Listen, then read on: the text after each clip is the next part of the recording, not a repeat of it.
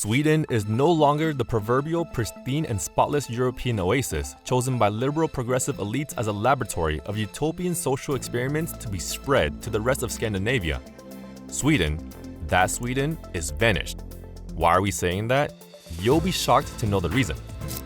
Hello, and welcome back to Iono 6, where we discuss everything about innovation, construction, and future civilization. In today's video, we'll see how Sweden is becoming a narco country. So, without wasting time, let's get started. Yes, Sweden in the 21st century is a paradise, but it is lost. Theater of tragedies, more Chicagoan than Greek, with Milanese demons as protagonists, born and nurtured in the unimaginable districts of Rinkeby and Rosengård, whose blood fantasies flood the pages of newspapers. And they inspire literature and movies, imaginative tools by which the most inventive campaigners attempt to make social denunciation in a society that continues to reject its present. Can a Netflix series help spark a public interest debate? The Snabba Cash case, based on Jens Lapidus' Stockholm trilogy and influenced by the Swedish drug war, appears to imply this. Everything started in 2010 when director Daniel Espinosa decided to adapt the first of 3 books based on Lapidus' Stockholm noir for the big screen. And it was a critical and, most importantly, commercial success. 2 more films were released in 2012 and 2013, which compensated for the lack of fidelity to facts and the Hollywood twist. However, the expansion of Sweden's drug war in 2021, which resulted in 335 shootings, 112 injuries, and 46 deaths, changed everything. Netflix seized the opportunity to change Snabba Cash from a film about the misdeeds of the Swedish white elite into a true and realistic urban noir focusing on the subsequent molecular civil war. In 2021, the country was shocked by the murder of a rising star of the rap scene, the very young Einar, by the first fall of a police officer on duty in 14 years, murdered by a gangster just over 17 years old, and by having won the unenviable title of King of the Dead from firearms in the European Union. 4 per million inhabitants, compared to a community average of 1.6. After that, the second season of the series, Snabba Cash Act 2, in the words of Vogue, has overwhelmed Scandinavia and will force it to acknowledge an epochal fact. Sweden, that Sweden, no longer exists. And the numbers and statistics, as well as the shifting demography of the gang war, say it. More individuals were killed in the first 9 months of 2022 than in the entire year of 2021, 48 versus 46. More than 400 detonations between 2018 and 2021. In 2018, 90 completed, 52 foiled, and 154 attempts were made. In 2019, 133 completed, 82 foiled, and 242 attempts were made. In 2020, 107 completed, 89 foiled, and 209 attempts were made. And in 2021, 79 completed, 69 foiled, and 158 attempts were made. Countless explosions in the first 8 months of 2022. 62 successful, 52 foiled, 145 attempted. 500 gangs and about 9,000 gangsters assessed around the country.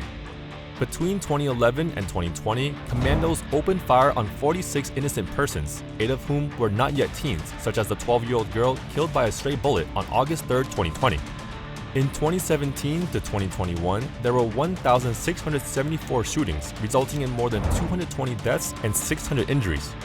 The severity of the drug battle has pushed Sweden to the top of the EU list for gun deaths, 4 per million people, compared to the EU average of 1.6. 1 in every 2 gangsters was born outside of Sweden, and 8 out of 10 are not ethnic Swedes.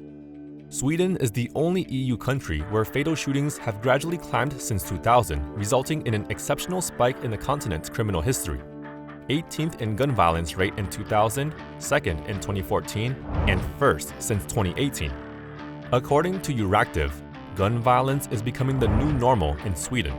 Sweden is a country where, today, being a male aged 15 to 29 puts you at 10 times the danger of being involved in a shooting than being a German peer. Sweden in 2022 is also, whether we like it or not, Snabba Cash, because it is overflowing with Nalla who have found what their status should have given them in a gang. Because it is populated by many ravies who wish to halt but are dragged into the roadway.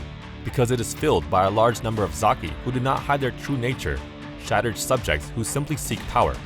And because, as Jamal says in one of the season's most difficult scenes, the victims of gangsterism are merely a number for the media. Perhaps because if they were in a story, they would force Sweden to look in the mirror and ask itself what part it had in the emergence and continuation of the drug war. With drugs, gangs, and gang wars, there's one serious crime that has been on the rise. In 2022, there were 12,000 cases of serious crimes against children in Sweden. This is an increase of 10% from the previous year. The most common type of serious crime against children was sexual abuse, with 5,000 cases reported. The second most common type of serious crime was physical abuse, with 4,000 cases reported. The majority of children who were victims of serious crimes were girls. Girls made up 60% of all victims of sexual abuse and 55% of all victims of physical abuse. The study concludes by saying that the number of serious crimes against children in Sweden is too high and calls for more resources to be put into preventing and combating serious crimes against children.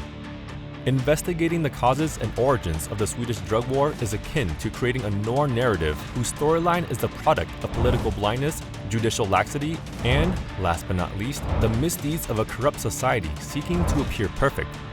The Swedish drug battle is only one of many bizarre side effects of Europe's second largest cocaine market in the world. Sweden, like Spain, renamed its Costa del Sol the Costa de la Sangre, or, for example, Belgium, the beating heart of the European project and the primary entry point for white women to the continent. Alternatively, consider the Netherlands, another laboratory of progressive social experimentation that has been shattered by the development of drug cartels. Or consider France, where narco bandit units are constantly at odds, particularly in Marseille. Sweden's failures are similar to those of Belgium, France, the Netherlands, and Spain. Long-term migration policies, legal systems unable to deal with the issues of organized imported crime, and an immature society unable to accept blame. The error of refusing to accept one's share of responsibility. Like the residents of Södertälje, Stockholm County, who marched to the streets on October 10, 2022 to protest gangsterism. Scenes from the 1990s in Sicily. It is a criminal epidemic with organizations whose dangerousness is regarded as undermining the rule of law because the police face a completely new task and the legal system does not impose harsh sanctions. And also because the gangs utilize every trick in the book to get around the criminal system, such as enlisting juveniles who are not legally responsible, even children as young as 6 or 7 years old, to commit crimes of varied seriousness. Support for groups hostile to the legacy of moderation, such as the Sweden Democrats, is growing in Sweden since it is natural, predictable, and, in a sense, unavoidable that someone picks up on the unsettling popular discontent that no one else wants to hear. Sweden is oblivious to the problem of gangsterism, which has similar origins to other pernicious phenomena such as the establishment of radical Islam in the same areas because it only affects when feuds cause victims in good neighborhoods, despite the fact that more than half of shootings occur in so-called vulnerable areas. Ignoring the reality that violence derives from migration policies that have prioritized spatial segregation over integration, and that it is the physiological repercussion of the Swedes' drug addiction, which has surged by 600% since 2000.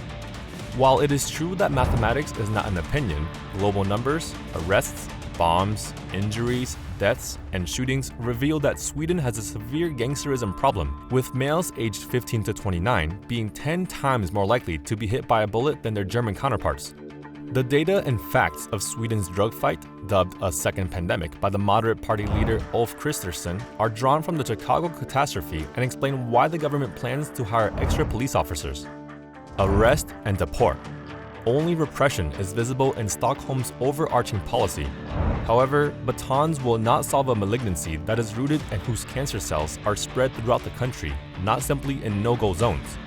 Of course, repression is useful, but it's only a band-aid.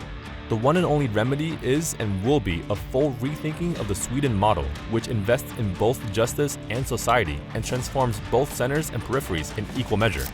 Sweden is similar to Great Britain in that the pandemic impacts the economy and honest persons, but it does not appear to have and/or exhibit negative consequences for misbehavior and other criminal occurrences, such as feuds. The difference between the two countries is significant. In London, due to the difficulty of getting firearms, they fight with white and acid weapons, whilst in Stockholm, Kalashnikovs and explosives are preferred. It is true that the pandemic was interpreted differently in Sweden than in the rest of Europe as the adoption of a laissez-faire recall policy, but this does not mean that it did not accompany the population's daily existence throughout the year. Since 2019, special anti-crime teams have been operating across the country using a kidnapping and arrest strategy, and they have considerably contributed to improving overall security in Malmö, the capital of bombs, by lowering the availability of firearms and explosives on the underground market. The approach, on the other hand, is more of a palliative with transient effects than a long-term panacea.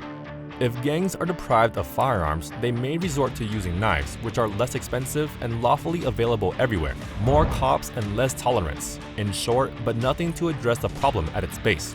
The combination of poverty, neglect, and social immobility that turns vulnerable regions into breeding grounds for crime.